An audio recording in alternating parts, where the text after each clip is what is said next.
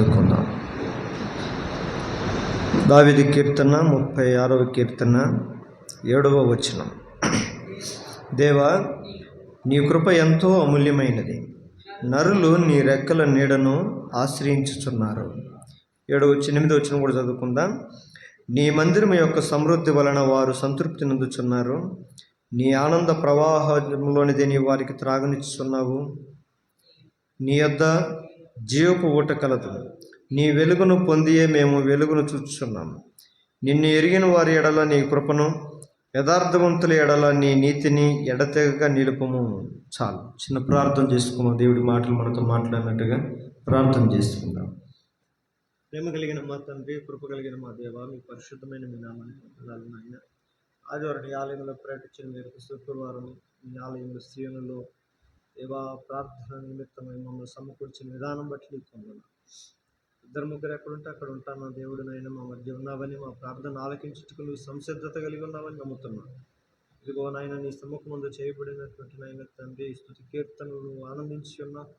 ఇదిగో నా ప్రభా, నీ సముఖం ముందు నీ మాటలు వినటానికి వేగిరపడుతున్న మాతో నాయన మాట్లాడుతున్నాను. చదవబడిన లేఖన వాక్యమును దీవించండి, ఆస్వాదించండి. దేవా నాయన మాతో మాట్లాడుతూ నిలబడుతున్న బలహీనలను బలపరచండి, పరిశుద్ధపరచండి, పవిత్రపరచండి. నీ రక్తతో కడిగి శుద్ధీకరించి శ్రేష్టకరమైన ఉపదేశమును మాకు అనుగ్రహిస్తూరన్నా. యేసు నామమున ప్రార్థిస్తున్నాము తండ్రి. దేవునికి మహిమ కలుగును గాక. మనం చదవబడినటువంటి మాటలు కీర్తనకారుడు అంటున్నాడు, దేవుని కృపను జ్ఞాపకం చేసుకుంటున్నాడు. ఆయన అంటాడు, నీ కృప ఎంతో అమూల్యమైనది. అంటే కృపలో విలువ కట్టలేమని. ఆ కృపను జనాలు ఏం చేస్తున్నారంటే, నరులు నీ రెక్కల నీడను ఆశ్రయించుతున్నారు. ఈ శుక్రవారం ఉపవాస ప్రార్థనలో దేవుణ్ణి ఆశ్రయించే కృప దేవుడు మనకిచ్చినాడు. దేవుణ్ణి దేనిని బట్టి మనం ఆశ్రయించాము అని అంటే, ఆయన కృపను బట్టి. పరిశుద్ధ గ్రంథంలో ఆయన కృపలో మనం పొందుకోలేదంటే ఏది కూడా లేదు. మానవుల ఎడల ఆయన కృప సంపూర్ణం అవుతున్నదని వాక్యం సెలవిస్తుంది. రోమీయులకు రాసిన పత్రికలో మనం చూసినప్పుడు, పాపం భూలోకములో విస్తరించింది, కానీ ఆ పాపుల్ని శిక్షింపజేయుటకు కాదు, రక్షించుటకు దేవుని కృప విస్తరించిందంటే. ఆయన కృప రక్షణ ఇచ్చేది, ఆయన కృప ఉన్నతమైన విడుదలనిచ్చేది. అందుకని మనుషులు ఆయన కృపను ఆశ్రయించే వరకు ఉండాలి. ఈ రోజుల్లో మనకు కష్టం వస్తే, శ్రమ వస్తే, వేదన వస్తే, బాధలు వస్తే మనం వేటిను ఆశ్రయిస్తాం. అయితే నరులుగా జీవించినంత కాలం దేవుడిని నీడను, దేవుని కృపను మనం ఆశ్రయించే వరంగా ఉండాలి. అంత మాత్రమే కాదు, ఈ 36, 37, ఈ 38 వచనాలన్నీ ఒక ప్రార్థన కీర్తనలు. ఇవన్నీ చాలా ఉన్నతమైనటువంటి ప్రార్థన అనుభవంతో దావీదు రాస్తూ ఉంటాడు. ఈ 37వ అధ్యాయంలో కూడా చూసినప్పుడు అటు చూడండి, ఆ మాట 5వ వచనం. నీ మార్గమును యెహోవాకు అప్పగింపము, ఆయనేను నమ్ముకొనము, ఆయన నీ కార్యమును నెరవేర్చుము. మనం ఏం చేయాలి? మన మార్గాలను ఎవరికి అప్పచెప్పాలంట? దేవునికి అప్పచెప్పాలి. అప్పచెప్పటం అంటే ఆయనకు తీసుకొని పోయి ఆయనకు సెలవు చేయడం. ఇదిగో ప్రభు, దీంతో నాకు సంబంధం లేదు, ఇది నువ్వే చూసుకో, ఇది నాకు సంబంధించింది కాదు, నేను నీ వాడును, నేను నీ దానను, నీ బిడ్డను, నేను నీ బిడ్డగా నేను జీవించాల్సిన నా జీవితంలోనికి ఇదిగో నన్ను ప్రలోభ పెట్టేవి, నన్ను మభ్య పెట్టేవి, నన్ను ఇబ్బందులు గురి చేసేవి చాలానే నా చుట్టూ ఉన్నాయి.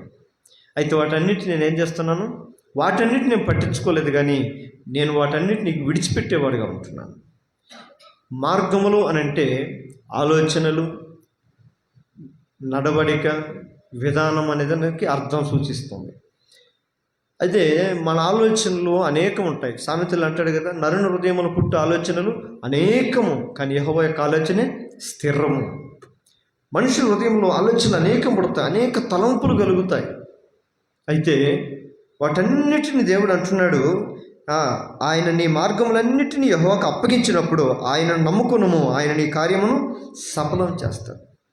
మన జీవితంలో సఫలము కాని ఉంటాయి, అవి ఎప్పుడు కూడా వాటిని ఆశించినప్పుడల్లా విఫలమే చెందుతూ ఉంటాయి. ఏదన్నా ఒక మంచి పని చేయాలనుకుంటాం, అదేమైపోతుంది, కాస్త నష్టంగా మారుతుంది. సఫలం అవుతుంది అనుకుని ఆశపడే లోపల అది విఫలమయ్యి మనకు బాధను కలుగు చేస్తుంది, నిరాశను కలుగు చేసే కార్యాలు మన జీవితంలో చాలానే ఉంటాయి. అయితే దేవుడు అంటున్నాడు, మన కార్యాలను సఫలం చేసేవాడు ఆయన, మన పక్షమందుండి కార్యములు సఫలం చేసేవాడు ఆయన. దేవుడు తన ప్రజల పక్షం నుండేవాడు. మనం ఇశ్రాయేలును చూసినప్పుడు ఆయన వారి పక్షమున ఉండి నడిపించటమే కాదు, వాళ్ళని నడిపిస్తూ అవసరమైన చోట వారి కొరకు యుద్ధాలు కూడా చేశాడు. ఆదివారం మనం చూస్తూ వచ్చాం. నడిపించే దేవుడే కాదు, మనం నమ్ముకున్నాము, ఆయనతో కొనసాగిపోతున్నామంటే రాండి అని ఫాలో అయిపోయి వెనక వాళ్ళని పట్టించుకోకుండా ఉండే దేవుడు కాదు మన దేవుడు. అవసరమైతే మన కొరకు ఏం చేసేవాడంట? యుద్ధం చేస్తాడు, పోరాటం చేస్తాడు. ఇశ్రాయేల్ కొరకు ఆయన యుద్ధం చేసినాడు. అందుకని మీరు జ్ఞాపకం చేసుకుని ద్వితీయోపదేశకాండము మోషే వరకు గుర్తు చేస్తున్నాడు. ఐగుప్తులోంచి మీరు బయటకు వచ్చిన తర్వాత ఎర్ర సముద్రం దగ్గర మీరు నిలబడినప్పుడు వెనక తిరిగి చూసి ఫరో సైన్యం చూసి మీరు భయపడ్డారు కదా. ఇంక ఈ సముద్రం దగ్గర మన సమాధులు కట్టుకోవాలేమో, ఇంకెక్కడితో మన జీవితం సమాప్తం అయిపోద్దామని అనుకున్నారు కదా. కానీ ఒక్కసారి దేవుని కార్యాలను జ్ఞాపకం చేసుకున్నాడు. ఆయన సముద్రాన్ని చీల్చి మిమ్మల్ని నడిపించినాడు. ఏ శత్రువు అయితే మిమ్మల్ని తరుముతూ వచ్చినాడో వారిని మీ కళ్ళ ఎదుట ఏం చేశాడు? ఆయన సమూల నాశనం చేసి ఆ సముద్రం మునిగిపోయేటట్టుగా చేశాడు. ఇక నువ్వు దానికి భయపడాల్సిన అవసరం లేదు. మళ్ళీ మనం ఎక్కడికి పోయినా మళ్ళీ పరో తరుముకొని వస్తాడేమనే భయం ఇంకెళ్ళకి లేదు. పరో సైన్యం సముద్రంలో మునిగిపోయింది, నశించిపోయారు. మన దేవుడు మన సమస్యలను దూరపరిచేవాడు కాదు, సమస్యలను అసలు లేకుండా కూడా చేయగలిగిన వాడు. దేవునికి స్తోత్రం కలుగునగాక. అందుకని మనం ఇశ్రాయేలు ఎందుకు అలాంటి భయం, అభద్రత భావం కలిగిందనంటే, దేవుడు వారితో మేఘస్తంభమై అగ్నిస్తంభమై వారితో ఉన్నప్పటికీ కూడా ఆ దేవుని సన్నిధిని, సహవాసాన్ని మర్చిపోతున్నారు. అదే మన దేవుడు మనతో ఉన్నాడుగా, మనం భయపడవలసిన అవసరం లేదు అనే భావన వాళ్ళు రావట్లేదు. కలవరపడుతున్నారు, భీతి చెందుతున్నారు, భయపడుతున్నారు, ఒక్కొక్కసారి కోపపడుతున్నారు, విసుక్కుంటున్నారు. అంత మాత్రమే కాదు, మోషే మీద కూడా తిరుగుబాటు కూడా చేస్తూ వచ్చారు. మోషే మీద అయితే పర్వాలేదు, కానీ ఒక్కొక్కసారి దేవుని మీద కూడా తిరుగుబాటు చేసేవాళ్ళు. అందుకని మోషేతో అంటాడు, ఇదిగో నా ప్రజలు తిరుగుబాటు చేయ ప్రజలు, వీరితో నేను విసిగి ఉన్నాను అంటాడు. ఒక్కోసారి దేవుడు ఏం చేయడం విసిగి చెందాడట. అలా అని చెప్పి వాళ్ళని విడిచాడా? ఆ అగ్నిస్తంభం ఏమైనా దూరం అయిందా? మేఘస్తంభం ఏమైనా విడిచిపెట్టలే. వారిలో ఉన్న భక్తిహీనతను తీసివేయడానికి ప్రయాసపడుతూ వచ్చాడు. ఆ భక్తిహీనతను తొలగించేంత వరకు ఆయన వారితోనే నడిచినాడు. ఆమె కానానులోనికి ప్రవేశించేంత వరకు. ఆ భక్తిహీనత అనేది మనుషులకు సాదృశ్యం. ఆ భక్తిహీనులందరూ ఏమైపోయారు? అరణ్యంలో రాలిపోయారంట. అంటే మనలో ఉన్నటువంటి కూడా ఏదైనా తొలగిపోయేంత వరకు కూడా దేవుడు మనల్ని విడిచిపెట్టడు. అయితే వారిని శిక్షిస్తూ, వారిని బాధ పెడుతూ, వారిని ఇబ్బందులు చేస్తూ ఆయన నడిపించాడు. కానీ ప్రభువైన యేసుక్రీస్తు కృప కలిగిన దేవుడు మనల్ని అయితే ఏం చేస్తున్నాడు? మన భారములు భరిస్తూ మనతో పాటు నడుస్తున్నాడంట. ఆమేన్. అందుకని అనుదినం మన భారము నీవు భరించుచున్నా. ఇశ్రాయేలుకి అయితే ఆయన భరించాల, తట్టుకోలేకపోయేవాడు. తెగుళ్ళు వచ్చేసాయి, రోగాలు వచ్చాయి, సర్పాలు వచ్చేసాయి. అవి ఎన్ని వచ్చి కాటేసినప్పుడు వాళ్ళు చనిపోయేవాళ్ళు. అయితే వాళ్ళు కొంతమంది చనిపోతున్నప్పుడు కూడా, కానీ ఆయన ఈ విషయం బట్టి కదా ఇలా చనిపోతున్నారు, మనం అలా చేయకుండా మిగిలిన వాళ్ళు అనుకోవట్లేదు. మళ్ళీ ఏదో ఒక రీతికి సనుగుతున్నారు, ఏదో ఒక రీతిలో గొనుగుతున్నారు. ఇవన్నీ చూసి దేవుడు వారిని క్రమేణా తగ్గిస్తూ వచ్చినారు. కానీ ఈ అంత్య దినాల్లో మనం ప్రాముఖ్యంగా మనం పొందుకున్న గొప్ప శ్రేష్టత ఏదైనా వరం ఉందంటే అదే కీర్తనలు 36:7 నీ కృప, అమూల్యమైన కృపను మనం పొందుకున్నాం. దేవుని సువార్త 1వ అధ్యాయం అంటాడు, ఆ వాక్యమే కృపాసత్య సంపూర్ణుడిగా భూమి మీదకి వచ్చినాడు. ఆ రోజు వారి వారికి ఆకలిని తీర్చడానికి మన్నా రూపంలో ఆయన కురిశాడు. ఆ మన్నాను వాళ్ళు భుజించారు. అయితే దాన్ని తిన్న వాళ్ళంతా చనిపోయారు. కానీ అయితే యేసు ప్రభు మనం జీవించాలని మన కొరకు ఆయన ఈ లోకానికి వచ్చినాడు. అందుకని అంటాడు, నేనే జీవాహారాన్ని, నా శరీరంలో తినవాడు ఎప్పటికీ కూడా చనిపోడు. ఆ రోజు ఇశ్రాయేలు ప్రజలు తిని చనిపోయారు, వివేచన లేకుండా తిని చనిపోయినారు. అయితే దేవుడు జీవాహారం, ఈయన జీవమును అనుగ్రహించేవాడు, జీవం ఇచ్చేవాడు, జీవ ప్రదాత అయిన దేవుడు. అందుకని ఈ ఉదయకాల సమయంలో దేవుని సన్నిధిలో మనము చేయాల్సిన ప్రాముఖ్యమైన పని ఏంటంటే, మనము ఏమైతే దేవునికి అప్పచెప్పాలో అవి దేవునికి అప్పచెప్పేయాలి, పెట్టుకోకూడదు. కొన్ని మనలో పెట్టుకుంటే ఏమైపోద్ది, ఇబ్బంది అయిపోద్ది. ఇప్పుడు కొన్ని బలహీనతలు ఉంటాయి, అవి నెగ్లెక్ట్ చేసుకుంటూ పోతే ఏమైపోతాయి, పెద్దవాళ్ళు అంటారు గొడ్డుతో పోయేదాన్ని గొడ్డల దాకా తెచ్చుకునేదాన్ని. అందుకని మన జీవితంలో మన ఎదుటిటువంటి అప్పచెప్పవలసిన దేవునికి చాలానే ఉంటాయి. అందుకని మన మార్గంలో యెహోవాకు అప్పచెప్పుకుందాం. అప్పచెప్పుకోవటం అంటే ప్రార్థన ద్వారా ఆయనకి చేసుకోవటం. ఇదిగో ప్రభా, నా మార్గంలో ఈ పరిస్థితి ఉంది, నా మార్గంలో ఈ సమస్య ఉంది, నా మార్గంలో ఈ అక్కర ఉంది, నా మార్గంలో ఇదిగో పలాని కార్యాలు ఉన్నాయి, ఇవన్నీ కూడా నీకు అప్పచెప్తున్నా. ఫైనల్గా నువ్వేం చేయాలి, నా కార్యాన్ని నీవు సఫలం చేయాలి. మార్గం మంది, కార్యము దేవునిది. ఆమె అందుకని మన కార్యాలను మనం ఏమైతే చేయలేని వాటన్నిటిని దేవునికి అప్పచెప్పాలి. అందుకని నేను అంటున్నాడు, అలా జరగాలి అని అంటే మనం ఏం చేయాలంటే 3వ వచనం చూడండి, 37 వచనం అంటాడు, యెహోవా యందు నమ్మిక ఉంచాలి. చాలు. మొట్టమొదటిగా మనము దేవుడు మన మార్గమును ఆయనకు అప్పచెప్పిన తర్వాత మన కార్యం సఫలం చేయాలని అంటే, పరిపూర్ణం చేయాలంటే మనం దేవుని యందు మనం ఏం కలిగి ఉండాలి, నమ్మకం కలిగి ఉండాలి. ఈ రోజుల్లో బైబిల్లో చెప్తుంది, ఈ మత్తయి సువార్తలో, నమ్మకం అనేక మందికి లేదు అంటాడు, విశ్వాసము చాలామందికి లేదంట. విశ్వాసం అని చెప్పుకుంటుంటారు కానీ విశ్వాసము ఉండదంట. నా దేవుడే నాకు సర్వస్వం అంటాం కానీ ఏదైనా ఉంటుంది కానీ గందరగోళం పడిందంటే, పిడుగు పడినట్టు పడిందంటే ఏమైపోతాము, ఇంక విశ్వాసం బాద్ది. ఆ సమస్య మనల్ని తరుముతుంది, ఆ సమస్య మనల్ని అణిచివేస్తుంది. అందుకని శ్రమ దినమున కృంగిని ఎడల వాడు చేత కాని వాడు అవును అని ఉంటుంది వాక్యం. అందుకని ఒక విశ్వాసము, ఒక నమ్మకము గట్టిదా కాదని తెలియజేయాలంటే దేవుడు ఏం చేస్తాడు, శ్రమలను ప్రవేశపెడతాడంట. వెళ్ళండి, ముందుకు వెళ్ళండి, శ్రమలను ఆయనే అనుమతిస్తాడంట. అందుకని దావీదు అంటాడు ఒక మంచి మాట, ఇదిగో నేను శ్రమ నుండి ఎందుట నాకు మేలాయి అని అంటాడు. ఒక విశ్వాసికి శ్రమ అది మేలు కొరకు వచ్చేది, మనం నాశనం కొరకు వచ్చేది కాదు, మనం పాడు చేయడానికి వచ్చేది కాదు, మనల్ని పతనం చేయడానికి లేదా మనం భగ్నం చేయడానికి వచ్చేది కానే కాదు. శ్రమ మనకి మేలుకే అని భావించేవాడు ఖచ్చితంగా వృద్ధి చెందుతాడు. అందుకని దేవుని యందు నమ్మిక ఉంచి, రెండవదిగా ఏమంటాడు, మేలు చేయాలంట. మేలంటే ఏంటి, ద్వితీయోపదేశకాండంలో అంటాడు, నీ దేవుడిని యెహోవా నీకు ఆజ్ఞాపించు కట్టడలను ఆజ్ఞ గైకొనటే నీకు మేలు. దేవుడు మనకి ఏదైతే ఆజ్ఞాపిస్తున్నాడో ఆయన కట్టడల్లో మనం నడిచిపోతున్నాం, ఆయన సూచించిన మార్గంలో మనం సాగిపోతుండాలి, అదే మేలు. ఆ మార్గంలో నుంచి మనం కుడికి కానీ ఎడమకు కానీ పొరపాటును తొలగిపోకూడదు. కుడి ఎడమకు తొలగినప్పుడు దానికి బాధ్యత మనమే భరించాలి, దాంట్లో సాగిపోతుండాలి, కొనసాగుతుండాలి. అందుకని మనం ఇందాక పాడుతాం, ఆయన నడిపించే దేవుడు, మరణము వరకు ఆయన నడిపిస్తాడు. దేవునికి స్తోత్రము కలుగును కాక. మనం నమ్ముకున్న మన దేవుడు మనల్ని విడిచిపెట్టేవాడు కాదు. అందుకని ఆయన నమ్ముకున్న ప్రజలని పట్ల ఆయనకు ఒక ఉన్నతమైన ప్రణాళిక కలిగి ఉంటుంది. ఇశ్రాయేలీయులు ఆయన నమ్ముకున్నారు, ఆయన నామం ఎరిగిన వారు, ఆయన పేరు పెట్టబడిన వారు. వారి బాధను ఆయన చూశాడు. మోషే దగ్గరకు వచ్చి అంటాడు, నా ప్రజల యొక్క దుర్వ్యవస్థను, వారు పడుతున్న కఠిన శ్రమను నేను చూచి ఉన్నానంటాడు. ఆమె ఆయన నమ్ముకున్న వారిని ఆయన చూడకుండా ఉండేవాడు కాదు, ఆయన గమనిస్తుంటాడు, పరీక్షిస్తుంటాడు, పరిశోధిస్తుంటాడు. యేషోపును అన్ని విషయంలో ఆయన పరిశోధిస్తూ వచ్చానని ఉంటుంది బైబిల్లో.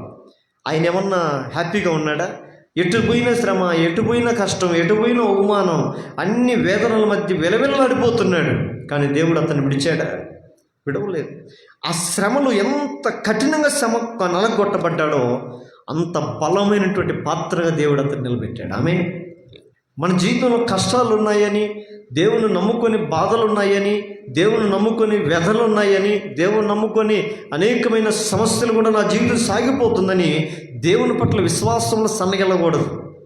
అందుకని సమస్య వైపు చూడక క్రీస్తు వైపు మనం చూసేవారుగా ఉండాలి. ఆమె అనేకం ఉంటాయి లోకంలో.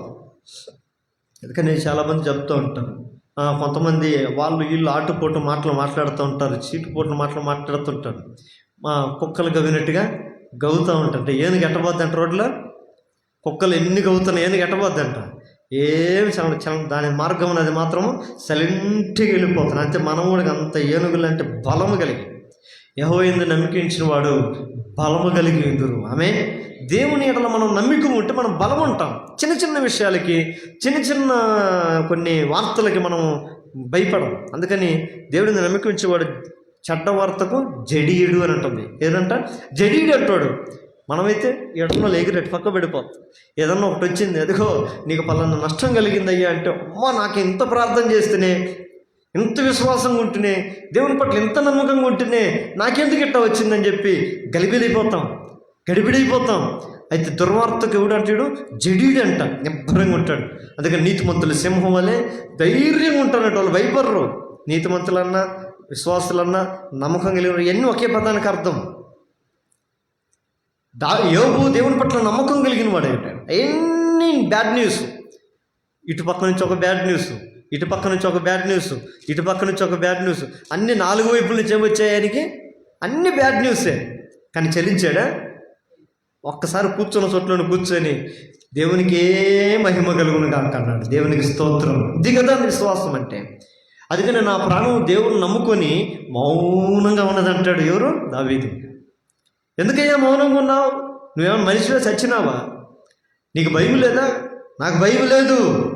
యెహోవా నా కాపరి. ఆమేన్. నేను దేనికి భయపడను, నేను దేనికి కలత చెందను. ఎందుకంటే నేను నమ్ముకున్న దేవుడు నాకు ఆశ్రయమై అన్నాడు. ఆమేన్. మన దేవుని మనం ఆశ్రయంగా చేసుకొని ఉండాలి. మన దేవుని మనం పొందుకొని ఉండాలి. ఈ రోజుల్లో మనకు కష్టం వచ్చినా, బాధ వచ్చినా, శ్రమ వచ్చినా మనం వెంటనే దేవుని దగ్గర పరిగెత్తుకొని వచ్చేవారు ఉండాలి. మనం దేవుణ్ణి విడిచిపెట్టే వరంగా ఉండకూడదు. అందుకని దేవుని సన్నిధిలో ఆయన యందు నమ్మిక ఉంచిన వారి పక్షమున, ఆయన నమ్ముకున్న వారికి ఆయన సమస్తమును సమకూర్చి జరిగించేవాడు అంటుంది బైబిల్లో. ఆయన నమ్ముకున్న వారికి ఏం చేస్తాడంటే ఆయన సమస్తమును సమకూరుస్తాడు. కొద్ది టైం పట్టచ్చు. ఇప్పుడు బియ్యం నుంచి ఇక్కడికి పోతే అప్పుడు సిమెంట్ రోడ్డు వేస్తున్నాడు. ఒక్క రోజులో అయిపోద్ది, అది 1 గంటలో అయిపోద్ది. కొద్దిగా ఇబ్బందిగా ఉండొచ్చు ఇప్పుడు ప్రస్తుతానికి. కొన్ని రోజులు ఇబ్బందిగా ఉంటుంది, మనం వచ్చేదానికి పోయేదానికి ట్రాఫిక్ ఉంటుంది. అది పరిపూర్ణమైన తర్వాత ఏమైపోద్ది మనకి? ఒకప్పుడు బియ్యంలో ఫ్లేవరే లేనప్పుడు ట్రాఫిక్ ఎట్లా ఉండేది? గంటలు కాసేది, విసుగు పుట్టేది. ఇప్పుడు కింద ఫ్లేవర్ అయిపోయింది. ఆ రింగ్ రోడ్లు వెళ్ళిపోయి కింద వెళ్ళిపోతున్నాయి. ఇప్పుడు కొద్దిగా ఫ్రీ అయింది. ఇప్పుడు ఈ రోడ్డు కూడా క్లియర్ అయిందంటే అప్పుడు హ్యాపీగా సాగిపోవచ్చు. కానీ అప్పుడు దాకా మనం ఏం చేయాలి? తప్పదు. మన జీవితంలో కష్టం ఉందని, మన జీవితంలో వేదం ఉందని మనం వాటిని చూసి కలత చెందకుండా దేవుని ఎడల నమ్మకం కలిగి, నిరీక్షణ కలిగి, మనం పట్టుదల కలిగి, దేవుని ఎడల విశ్వాసం కలిగిన వారమై మనం ఉండాలి.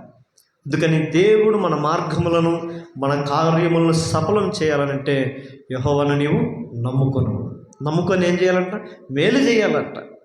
అంటే నమ్ముకోవటమే మేలు. అబ్రహాము దేవుని నమ్మాడు, కానీ వెళ్ళమన్నదే వెళ్ళాడు, అది మేలు. వెళ్ళకుండా నేను నమ్మినానయ్యా, నాకు ఇస్తే నేను పోతా, నాకు 7 బిడ్డలను ఇస్తే కదా నేను నమ్మేది, నేను పోతాను అప్పుడు అంటే కాదు. ఆయన ఏం చేశాడు? నమ్మి ఎప్పుడైతే ముందుకు సాగాడో దాన్ని మేలు అంటాం. ఈ రోజుల్లో దేవుడి మీద విశ్వాసం ఉండటం ముఖ్యం కాదు, దేవుడు సూచించిన మార్గంలో నడవటం ముఖ్యం.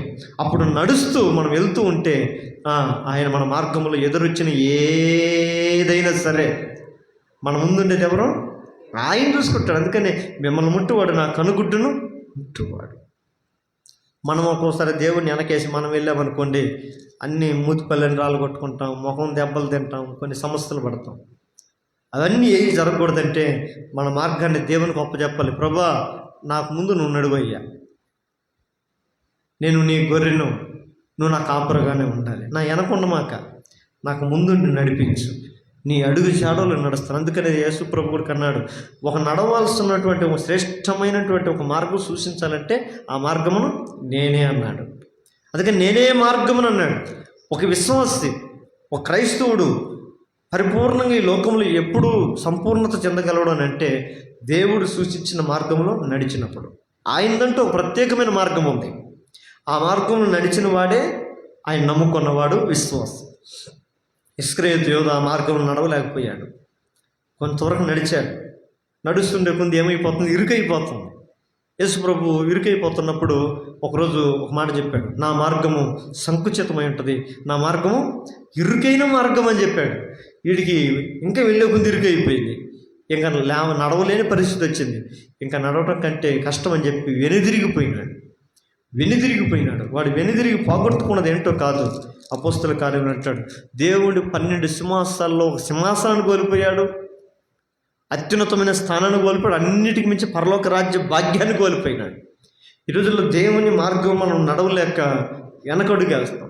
అందుకని యేసు ప్రభు కఠినంగా చెప్తాడు ఆ మాట, ఎవడైనా నాగిల మీద చేయి పెట్టి వెనక తట్టు చూచువాడు ఎవడు కూడా దేవుని రాజ్యానికి పాత్రుడు కాడు. వెనక చూడకూడదు. విశ్వాసం అనే పరుగు పందెములో మనందరమీ ఒక జట్టు లాంటి వాళ్ళం. మన ప్రమేయం ఉందో మన ప్రమేయం లేకనో, దేవుని ప్రేమ చేతనో, దేవుని కృప చేతనో, ఇతరుల యొక్క సువార్త వలన ఏదో ఒక రీతిగా ఈ విశ్వాసం అనే పరుగు పందెములకు మనము పాల్గొన్నాం. ఇంకా దీన్ని ఏం చేయాలి? పరుగును ఆపకూడదు. అందుకని పౌలు అంటాడు, నా పరుగును నేను కడముట్టించి తిని, నా విశ్వాసమును నేను కాపాడుకుంటుని. మన నమ్మకాన్ని మనం కాపాడుకోవాలి, నమ్మకాన్ని కోల్పోకూడదు. దేవుని పట్ల నమ్మకం చాలామందికి సన్నగిల్లిపోతున్న దినాల్లో మనం ఉంటున్నాం. మాటల్లో చాలా ఉంటాయి, దేవుడు నాకు ఇంత అంత, నేను ఆయన కాడికి వచ్చే టైంకి ఏమైపోద్ది? పడిపోతారు, ఏడల్లాగా రాలిపోతారు, కూలిపోతారు. కానీ నమ్మకం అలాంటిది అది కాదు. దేవుని నమ్మిక ఇచ్చేవాడు నిత్యము నిలుచు సీయోను కొండవలే ఉంటాడట. దేవునికి మహిమ కలుగును గాక. చిన్న చిన్న గాలిల పోసలు ఎన్ని రెల్లులన్నీ ఎగిరిపోతాయి, కానీ పర్వతం ఏ రీతికి స్థిరంగా ఉంటుందో దేవుని నమ్మిక ఉంచేవాడు నిత్యము నిలిచే సీయోను పర్వతం వల్లే ఉంటాడు, కదలక నిలిచి ఉంటాడు. అందుకని నేనైతే నా దేవుని మందిరంలో పచ్చని ఒలివ చెట్టునే ఉంటాడు దావీదు. దేవుని ఆలయంలో ఉంటున్నాం, దేవుని నమ్మినాం. అందుకనే ఆయన ఆలయంలో మన మొర వినేవాడంట. అందుకని అంటున్నాడు, దేవుని నమ్మిక ఉంచు. ఈరోజు మనం నమ్మిక ఉంచున్నాం. దేని కొరకు? మన జీవితంలో కొన్ని కార్యాలు ఏం కావాలి? సఫలమయ్యే కార్యాలు ఉండాలి. అవి మనం సఫలం చేసుకుంటే దానివల్ల నష్టం కలగవచ్చు, లేదంటే ఇబ్బందులు కలగవచ్చు, కావచ్చు కాకపోవచ్చు. అయితే దేవుడు మాత్రం ఒక్కసారి ఆయన కానీ పూనుకున్నాడంటే ఆయన కార్యములన్నీ సంపూర్ణమని ఉంటుంది బైబిల్లో. ఆయన ఏదన్నా ఒకటి పూనుకున్నాడంటే ఏం చేస్తాడు? అర్థపర్థం చేసి ఇడిచిపెట్టడు, సంపూర్ణం చేస్తాడు. యెహోవా యొద్ద సంపూర్ణమైన విమోచన కలదు. ఆయన కార్యములు సంపూర్ణంగా ఉంటుంది అది వాక్యం. నీ కార్యములన్నీ సంపూర్ణమయ్యా. భూమిని చేశాడు, భూమి మీద సృష్టిని చేశాడు, భూమి మీద మనుషుని చేసినాడు, ఎందులేని లోపం పెట్టాడు దేవుడు. ఆయన చేసిన కార్యాలన్నీ చాలా స్పష్టంగా ఉంటాయి. పగలు రాత్రి ఆకాశంలో నక్షత్రాలు, గ్రహాలు, ఉపగ్రహాలు, భూమి మీద సముద్రాలు, సముద్రంలో జలచరాలు, అసలు మనిషిని కలుగు చేసిన విధానం చూడండి ఎంత బాగుంటుందో. దావీదు అందుకే అంటాడు, నువ్వు నన్ను కలుగు చేసిన విధానం గురించి నేను ఆలోచించినప్పుడు నాకు భయమును వణుకును పుడుతున్నాయి అంటాడు. ఒక్కసారి జ్ఞాపకం చేసుకుని, నన్ను ఎట్ట చేసావయ్యా, అసలు నీకు ఎట్లా అనిపించింది? కళ్ళు ఏడో పెట్టాలని, చెవులు ఇక్కడే పెట్టాలని, అసలు నన్ను ఎంత బాగా తయారు చేసినావు. ఎన్నో ఒక ఎత్తు అయితే నా లోపల నా గుండె ఊపిరితిత్తులు, నా జీర్ణ వ్యవస్థ, నా కిడ్నీ, నా యొక్క బ్రెయిన్, అసలు ఇవన్నీ పనిచేస్తున్న విధానం చూస్తుంటే ఆశ్చర్యం. దేవుడు మట్టితో చేసేసాడు మనిషిని. ఊరితే ఒక్కసారిగా ఆ మట్టికి జీవానికి కావాల్సి ఉన్నటువంటి అన్నీ ఆటోమేటిక్గా లోపల తయారైపోయినాయి అంట. ఒక్కసారిగా తయారైపోయినాయి. నరాలంట భూమిని, మనలో ఉండే నరాలన్నీ తీస్తే భూమిని ఒక చుట్టొచ్చంట. నమ్మేకి అవుతుందా? కానీ శాస్త్రవేత్తలు అంటారు భూమిని చుట్టొచ్చంట ఒక రౌండ్. అన్ని నరాలు దేవుడు మనల్ని జత చేసి పెట్టాడంట. ఆశ్చర్యకరం కదా, ఎంత అద్భుతమైన దేవుడు. అందుకని మనం దేవుడిని అంటున్నాడు, నన్ను నమ్ముకోనండి, మీ నమ్మకము గొప్పదై ఉండాలి. అందుకని ఒకరోజు నమ్మకాల గురించి మాట్లాడడానికి యేసు ప్రభు అంటే, అయ్యా పరలోక రాజ్యానికి ఎవరు వెళ్తారయ్యా అంటే, నమ్మకం కలిగి ఆ నమ్మకాన్ని కాపాడుకునే నీతిమంతులు మాత్రమే దేవుని రాజ్యానికి పోతారని చెప్పాడంట. అప్పుడు అలాంటి నీతి అంటే ఎలా ఉండాలయ్యా అని అడిగారంట జనులు. అప్పుడు యేసు ప్రభు ఒక మాట చెప్తాడు, పరిసయ్యుల నీతి కంటేను, శాస్త్రుల నీతి కంటేను మీ నీతి అధికం కాని ఎడల మీరు పరలోక రాజ్యమునకు. వాళ్ళకి నీతి ఉందా? ఆయన ఏమన్నాడు చూడండి, ఎంత బాగా అంటాడు. పరిసయ్యులు, శాస్త్రులు ధర్మశాస్త్రం పట్ల నిష్ఠానిష్టత కలిగి జీవిస్తున్నామని అనుకుంటారు వాళ్ళు. మోషే నీవిచ్చిన ధర్మశాస్త్రాన్ని తూచ తప్పకుండా మేము పాటించేవారమని అనుకుంటారు వాళ్ళు. వాళ్ళ నీతి కంటే కూడా మీ నీతి ఏమై ఉండాలి? అధికమై ఉండాలి. అందుకని ఈ రోజుల్లో కూడా మనం వాక్యము చెప్పే బోధకుని కంటే కూడా వినే మన నీతి కూడా అధికమై ఉండాలని ఆ రోజుల్లో దేవుడు వాళ్ళకి ముందుగానే చెప్పాడు. ఆ నీతి కలిగితేనే ఆయన రాజ్యానికి మనం స్వతంత్రించుకోగలుగుతాం. మన నీతి స్థిరమైనది ఉండాలి, అంటే మన నమ్మకము స్థిరమైనది ఉండాలి. మనం ఎప్పుడు స్థిరపరచబడతాం అంటే మత్తయి సువార్తలో అంటాడు, ఈ నా మాటలు విని వాడు చొప్పున చేయి ప్రతివాడు బండ మీద ఇల్లు కట్టుకుని బుద్ధిమంతుని పోలి ఉంటాడు. గాలి వచ్చిన, వరద వచ్చిన, ఆ ఇంటి మీద కొట్టిన, ఆ ఇల్లు బండ మీద ఉండని కనుక అది కదిలించలేకపోయింది. ఆమె క్రీస్తు అనే బండ మీద మనం కానీ మన విశ్వాసాన్ని, మన నమ్మకాన్ని కానీ కట్టుకోలేకపోతే ఇసుకలో కట్టుకున్న వాడిని బుద్ధిహీనుడు పోలి ఉంటాం. ఇంక ఏది వచ్చినా కూడా ఏమైపోతాము? ఎగిరిపోతాం, ఊడిపోతాం, రాలిపోతాం. అలా ఉండే విశ్వాసం, అలాంటి నమ్మకం వల్ల మన జీవితంలో ఏ కార్యాలు మనం పొందుకోలేము. కొన్ని కార్యాలు ఆలస్యం కావచ్చు, దేవుని కొరకు మనం అడిగే కొన్ని కార్యాలు ఆలస్యం కావచ్చు, కానీ ఒక్కటి మర్చిపోకూడదు, మనం నమ్ముకున్న దేవుడు మనం ఎప్పుడు నిర్లక్ష్యం చేయడు. ఆలస్యం చేస్తున్నాడని చెప్పి ఆయన నన్ను అలక్ష్యం చేస్తున్నాడు అనుకుంటే అది పొరపాటు. ఆయన ఆలస్యం చేస్తాడేమో కానీ అలక్ష్యం మాత్రం ఎప్పటికీ చేయడు. అబ్రహాము 70 సంవత్సరాల వయసులో పిలిచాడు, వెంటనే ఇచ్చేసాడు. మనం 30 సంవత్సరాలు తర్వాత ఏమైనా దేవుడు మాట తప్పాడా? మనిషి నిర్లక్ష్యం చేయడు. అయితే ఒకటి, ఆయన నమ్ముకున్న వారి జీవితంలో కొన్ని కష్టాలు, శ్రమల్లో నేను ఈ కష్టాలతోనే పోతాను, ఈ బాధలతో నేను పోతాను అనుకుంటూ వేదన పడుతుంటాను. ఇంక నేను చచ్చిపోతానేమో ఈ కష్టాన్ని బట్టి అనుకుంటాను. అయితే అంటాడు, ఆయన నమ్ముకున్న వారిని ఆయన ఎప్పటికీ చేయి విడవడు. కష్టాలు కాదు, నీ సుఖ జీవితాన్ని చూపించే నువ్వు ఈ లోకం విడిచిపెడతావు. ఆమె అంత అనవసరంగా ఆయన మనల్ని కష్టాలు పెట్టి చంపాడు భూమి మీద.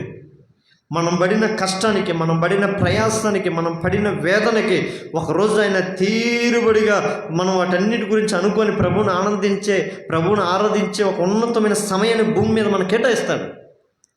అప్పటిదాకా మనం ఏం చేయాలి? కనిపెట్టుకొని ఉండాలి. అందుకని ఆ మాట కూడా అంటాడు చూడండి, ఇడే ఆ మాట 7వ వచనం, ఆయన ఎదుట మౌనంగా ఉండి ఏం చేయాలంటే చూడండి ఎంత బాగా అంటున్నాడు. నమ్ముకొనటం ఒక ఎత్తు అయితే, రెండోది ఏం చేయాలంట? కనిపెట్టుకొని ఉండాలంట. ఈడ మనకు ఉండదు ఓపిక. ఈడ మనకి కనిపెట్టుకునే కాడికి వచ్చే వాళ్ళకి మనం ఏమైపోతాం? 1 నెల చూస్తాం, 2 నెలలు చూస్తాం, 3 నెలలు చూస్తాం. సంవత్సరాలు పడుకుని చూడాలంటే మన మనుషులం కదా. కానీ దేవుడు అంటున్నాడు, మనుషుల్లాగా ఉండకూడదు. మనం దేవుణ్ణి నమ్ముకుని నీతిమంతుల వల్ల ఉండాలి. ఆమె నీతిమంతులు వేరే, మనుషులు వేరే. మనం మనుషులం కాదు. మనం క్రీస్తు రక్తం వలన కడగబడి నీతిలోనికి వచ్చినటువంటి నీతిమంతులుగా, ప్రధానులుగా చేశాడు ఆయన మనల్ని. మనం ఇంకా సాధారణ మనుషులు అనుకుంటే సామాన్యులాగా ఉంటాం, సామాన్యమైన ఆలోచనలు ఉంటాం. అందుకని భూ సంబంధాలు, పర సంబంధాలు, ఇహలోక సంబంధాలు, పరలోక సంబంధాలు ఆయన కొన్ని డివైడ్ చేశాడు. మీరు భూ సంబంధాల వల్ల మీరు ఆలోచించకండి.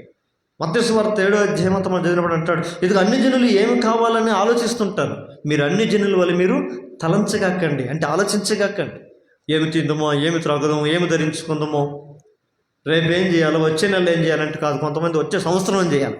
ఇప్పుడు కొంతమంది అట్లా కాదు, పుట్టిన పిల్లోని మేము ఎట్లా ఇంజనీరింగ్ చేయాలంటారు. అప్పుడే పుట్టిన పిల్లోని, మా పుట్టిన పిల్లోని మేము ఏ స్కూల్లో వేయాలి, ఎక్కడ వేయాలి.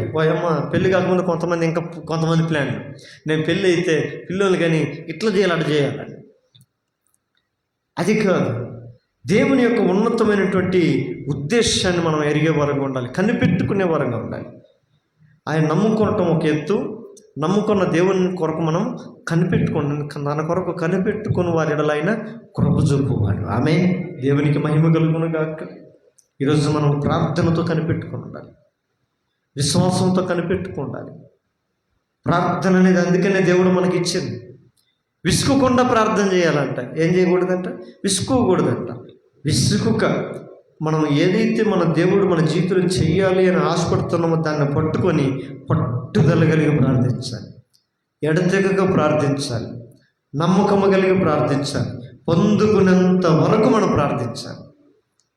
పొందుకున్న తర్వాత దేవుణ్ణి మహిమపరచాలి. ఆమె అందుకని ఆయన మహిమ పొందుకునే దేవుడు, అందుకని ఆయన ఇస్తాడు ఆయన. కానీ మనం ఏం చేయాలంటే కనిపెట్టలేకపోతున్నాం, వెనకబడిపోతాం. ఆత్మీయ జీవితంలో కొంతవరకు మనం కొనసాగుతుంటాం, శ్రమలు రాగానే వెనుదిరిగిపోతుంటాం. పౌలుతో దేమ మంచి ఆసక్తి కలిగి సేవలోకి వచ్చాడంట. దేమ పౌలు వల్లే నేను కూడా సేవ చేయాలి, పౌలుతో పాటు తిరిగి అనేక ప్రాంతాల్లో నేను దేవుని స్వార్థను ప్రకటించి అనేకులు రక్షణకు నడిపించాలని దేమ తీర్మానం చేసుకొని పౌలుతో సేవలోకి వెళ్ళిపోయాడంట. కొన్ని రోజుల తర్వాత ఇహలోకమును స్నేహించి దేమ పౌలును విడిచిపోయాను. ఈ లోకములను ఏం చేస్తున్నాయంటే ఏం చేస్తుందంట, భూమికి ఉండే శక్తి ఏంటంటే గురుత్వాకర్షణ శక్తి. ఈ లోకానికి ఏముందంటే ఆకర్షించే శక్తి ఉంది. ఇది అంత వ్యక్తిని ఏం చేస్తుంది, ఆకర్షిస్తుంది. అందుకనే భూమికి ఉండే ఈ లోకానికి ఉండే శక్తి ఆకర్షించేది. అందుకనే దేవుడు ఈ లోకంలో మనల్ని తన కొరకు ఆకర్షించుకున్నాడు. అందుకని నేను ఆకర్షించుకుంటేనే కానీ ఎవరు నా యొద్దకు రాలేరు అంటాడు ఆయన. అసలుకి భూమికి లోకానికి అంటుకుపోయిన మనల్ని ఆయన తన వైపు మనల్ని ఆకర్షించుకున్నాడు. మనం ఏడో కొంచెం బతుక్కుంటా, ఆడ లోకం దగ్గర అయినప్పుడు దానికి అతుక్కుంటా, దేవుడి దగ్గర అయినప్పుడు ఈయనకు అతుక్కుంటా ఉంటే ఉపయోగం లేదు. ఒకసారి ఆయనకు అతుక్కున్నామా అంటు కట్టబడి ఉండాలి. ఆమె అందుకని స్వార్థ 10 అంటాడు, ఎవడు నా యందు నిలిచి ఉంటాడో వాడు బహుగా ఫలిస్తాడు. ద్రాక్ష తీగ ద్రాక్ష వల్ల నిలిచి ఉంటే కానీ తనంతట తాను ఎలాగో ఫలించదో, మీరు కూడా నాలో నిలిచి ఉంటేనే మీరు ఫలిస్తారు. నాలో నిలిచి ఉండకుండా మీరు మాత్రము ఏమాత్రం కూడా ఫలించలేదు. ఈరోజు ఒక పరిపూర్ణమైన క్రైస్తవుడిగా మనం ఫలించలేకపోవటానికి కారణం ఏదైనా ఉందంటే మన ఏరు ఎక్కడ లేదు, దేవుళ్ళు లేదు, క్రీస్తులో లేదు. మనం అవసరమైనప్పుడు లోకంలో ఉంటాం, అవసరం తీరిపోతే ఆదివారం వస్తే క్రైస్తవులుగా ఉంటాం. ఈ జీవితం అసహ్యమైనది. కాబట్టి శ్రమైనా కష్టమైన బాధైనా ఏదైనా సరే ఆయన చేతిలో ఉండేవారంగా ఉండాలి. దావీదుకి ఒక పెద్ద సమస్య వచ్చింది. ఒకరోజు ఏదో బుద్ధి తక్కువ పని చేశాడు. తన ప్రజలు ఏం చేయాలనుకున్నాడు, లెక్కించాలనుకున్నాడు. ఇశ్రాయేల్ అందరినీ యెరూషలేము మొత్తాన్ని కౌంట్ చేయండి అన్నాడు. ఆయన వచ్చి సైన్యాధిపతి వచ్చి యోవాబు వచ్చి అంటాడు, దావీదు రాజుగారు దయచేసి అలాంటి ఆలోచన వద్దయ్యా. నువ్వు రాజువా నేను రాజునా, నా మాట జల్లాలి. ఎందుకయ్యా నీకు ఇలాంటి ఆలోచన వచ్చింది? నువ్వు అనుకున్న లెక్క కంటే నువ్వు నీ నమ్మిన దేవుడు దానికి 100 చేసిండును గాక అన్నాడు. ఈయనకి సమాధానం కాల. నేను రాజుని, నేను చెప్పినట్టు చేయండి, నాకు సైన్య బలం కావాలి, నా దేశానికి బలం ఎంత ఉందో తెలియాలి, సైనిక బలం ఎంత ఉందో నాకు తెలియాలని చెప్పి లెక్క పెట్టిస్తాడు. ఆ లెక్క అంతా తెప్పించుకొని అబ్బా ఇంత బలం ఉందా, అంత బలం ఉందా అని మురిసిపోతుండే లోపలే దేవుడు తన దాసుని పంపిస్తాడు. వెంటనే అక్కడికి, దావీదు నువ్వెందుకు ఈ పిచ్చి పని చేశావు? నేనేం చేశానయ్యా, నా బలం ఎంత ఉందో తెలుసుకోవాలనుకున్నాను. అరే పిచ్చోడా, నీ బలము నీ సైన్యమా, నీ బలము నీ మనుషులా, నీ బలము నీ సంపద, నీ బలము నీ రాజ్యమా? మరి అప్పుడేదో ఒక మాట అన్నావే, ఏమని? యెహోవా నా బలమా అంటివే. మరి ఇప్పుడేంటి నువ్వు రాజు అయిన తర్వాత నీళ్ళు ఆలోచన మారిపోయాయి. నువ్వు సింహాసనం మీదకి వెళ్ళిన తర్వాత అందరూ రాజులో నువ్వు ఆలోచిస్తున్నావే, నా బలము సైన్యంలో ఉందనుకుంటున్నావే. ఇదిగో దేవునికి కోపం వచ్చింది. అప్పుడు మోకల మీద పడి, అయ్యా తప్పు అయిపోయిందయ్యా, నన్ను క్షమించయ్యా, నేను బుద్ధిమాలిన పనులు చేసిన అంటే, నువ్వు ఎంత పని చేసినా సరే దీనికి శిక్ష నువ్వు అనుభవించవలసి ఉంది. ఏంటి శిక్ష? 3 ఇచ్చాడు ఆప్షన్. 3 ఆప్షన్లు ఇచ్చినాడు. నీకు ఇంటి వారికి యుద్ధాలు జరుగుతుంటాయి, దేశాలు శత్రువులతో నెమ్మది లేకుండా యుద్ధాలు జరుగుతుంటాయి, లేదంటే తెగుళ్ళు వస్తాయి. ఏవి కావాలని కోరుకుంటే ఏది మంచిది ఏముంది ఆటల్లో. అయితే దావీదు తెలివి కలిగినోడు చూడండి, ఒక మాట అంటాడు ఆయన, ఒక మంచి మాట అంటాడు. ఏమంటాడంటే, ఇంకేం యోచన చేసి అర్థం కాక, నేను మనుషుల చేతిలో పడుట కంటే, శత్రువుల చేతిలో పడుట కంటే, ఇంకొకరి చేతిలో పడుట కంటే నా దేవుని చేతిలో పడుట నాకు మేలు. దేవునికి మహిమ కలుగుగా. ఆమె ఆయన నన్ను శిక్షించినా కూడా నన్ను ఏం చేస్తాడు, మళ్ళా కరుణిస్తాడు. అబ్బా దేవుడి గురించి. అందుకనే దేవుడు హృదయాన సారుడు అంటే దేవుడు హృదయం మీకు బాగా తెలుసు కదా. దేవుడు కోపపడతాడు ఎంతసేపు ఒక్క సెకండే కొట్టని, నన్ను ఒక్క సెకండ్ నా మీద కోపడితే మరుక్షణంలో దేవుడు నా ఎడల కృప చూపిస్తాడు. కాబట్టి శత్రు చేతులు పడారంటే వాడొచ్చి నాకు కలిగించిన నష్టం కంటే నా దేవుడు నష్టం కలిగించినా కూడా దాన్ని తిరిగి పూర్తించగలరు. అందుకని ఈ రోజుల్లో మనం చిన్న కష్టాలు వచ్చినప్పుడు, వేదనలు వచ్చినప్పుడు, ప్రభా నేను వాటిలో పడిపోవట్టు కంటే, వీటిలో పడిపోవట్టు కంటే నేను నీళ్ళు నిలిచి ఉండే భాగ్యం నాకు దయచి అని మనం ఎంతమంది ప్రార్థన చేస్తాం. అట్టి ప్రార్థన కలిగిన వారు కూడా. అందుకని మన కార్యాలు సఫలము కావాలి. మొదటగా దేవుడిని నమ్ముకోవాలి. రెండోది ఏం చేయాలి? ఆయన కొరకు కనిపెట్టుకోవాలి. నమ్మకంతో ఏదైతే మనం కొనసాగుతున్నామో మన జీవితంలో వాటన్నిటి దేవుడు ఒకరోజు ఇస్తాడు అనే విశ్వాసం మనకు ఉండాలి. విశ్వాసం లేకుండా ఆయన యొక్క ఇష్టడై ఉండుట అసాధ్యం. అందుకని ఆయన కొరకు కనిపెట్టుకోవాలి. కనిపెట్టుకున్న వారే ఎత్తబడుతున్నాను బైబిల్లో. కనిపెట్టుకోకుండా మత్తులుగా, జాగరులుగా, తిండి వలన, ఐక్య విచారం వలన మీరు మత్తులుగా ఉండకుడి అంటుంది వాక్యం. యజమానుడు వచ్చినప్పుడు ఏ దాసుడు మేలుకుండునో ఆ దాసుడు ధన్యుడు. కనిపెట్టుకొని ఉండాలి, మనం ప్రభు కొరకు కనిపెట్టుకొని ఉండాలి. ఈ రోజుల్లో చాలామంది ప్రార్థన విషయాలలో నిర్లక్ష్యం వహిస్తుంటారు. ప్రార్థన అంటే అది ఏందిలే, ప్రార్థన సంఘ ప్రార్థన ఏముందలే, ఉపవాస ప్రార్థన ఏముందలే, వాళ్ళు అవసరమైన వాళ్ళు చేసుకుంటూ ఉంటారు. ఇప్పుడు మనకేం అవసరం లేదనుకుంటారు కొంతమంది. దేవుడు మనకు అన్నీ బాగానే ఇచ్చాడు, మనకేం ఇబ్బంది ఉంది, తింటున్నాం, ఉంటున్నాం, మనకే కష్టం లేదు, ఏ శ్రమ లేదని అనుకొని ప్రార్థన నిర్లక్ష్యం చేస్తున్నాం. అయితే ప్రార్థనని ఎవరైతే నిర్లక్ష్యం చేస్తారో బైబిల్లో ఒక మాట అంటుంది, ప్రార్థన నిర్లక్ష్యం చేసేవాడు రక్షణను నిర్లక్ష్యం చేసేవాడు అంట. ఎవరంట? అందుకని తన నామమును బట్టి ప్రార్థించేవారు అందరినీ ఆయన రక్షించేవాడు. ఆ దినమున ఎంతమంది అయితే ప్రార్థిస్తారో వారు రక్షించబడతారు. ఎవరు రక్షించబడతారు? నమ్మిన వాళ్ళు కాదు. ఎవరు రక్షించబడతారు? బాప్తిసం పొందుకున్న వాళ్ళు కాదు. ఎవరు రక్షించబడతారు? ప్రభు వల్ల పాలుగుంపులు పొందే వాళ్ళు కాదు. ఎవరు రక్షించబడతారు? ప్రతి ఆదివారం క్రమంగా దేవుని ఆలయానికి వెళ్ళే వాళ్ళు కాదు. ఎవరు రక్షించబడతారంటే తన నామమును బట్టి ప్రార్థించే వారు అందరూ రక్షించబడతారు. ఈ లైవ్లో కూడా వాక్యం వింటున్న క్రైస్తవులారా, నువ్వు ప్రార్థించే క్రైస్తవుడువా, ప్రార్థన లేని క్రైస్తవుడువా? ఒకవేళ క్రైస్తవుడు వెళ్ళి ప్రార్థన లేకపోతే నువ్వు క్రైస్తవుడు అనబడవు. క్రైస్తవుడికి ఏంటంటే ఆధారము ప్రార్థన. వాడి జీవితంలో ఎప్పుడు ప్రార్థన చేస్తుంటాడు. కోల్పోయినా ప్రార్థన చేస్తాడు, ఇచ్చినా ప్రార్థన చేస్తాడు. అన్ని సుఖదుఖములు ఏం చేస్తుంటాడు? ప్రార్థన చేస్తుంటాడు. ఇంకా ప్రయత్నాలు చేయడు, వేరే ప్రయత్నాలు చేయడు, ప్రార్థన చేస్తుంటాడు. ఈ రోజుల్లో అట్టి ప్రార్థన జీవితాన్ని నీవు కలిగి ఉన్నావా? ప్రార్థన లేకపోతే ఒక పరిపూర్ణమైన క్రైస్తవుడిగా నువ్వు ఎప్పుడు ఉండలేవు. అందుకని ప్రార్థించేవారంటే ఆయనకి ఎంతో ఇష్టం అంట. పాటలు పాడేవారి కంటే, వాక్యం చెప్పేవాళ్ళ కంటే, అందరికంటే కూడా ఎవరు ఇష్టం అంట ఆయనకి? ఎందుకంటే ఆయన ప్రార్థన చేసేవాడు కాబట్టి. దేవునికి స్తోత్రం. మన తండ్రి కుడి పార్శ్వమున దేవుడు కూర్చొని నిరంతరం విజ్ఞాపన చేస్తుంటాడు.